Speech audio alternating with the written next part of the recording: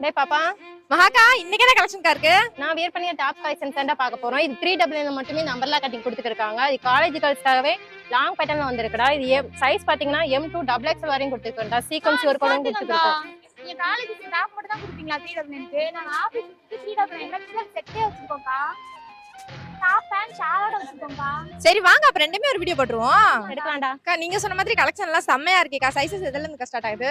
இது M2 XXL வரையும் கொடுத்துருக்கோம்டா.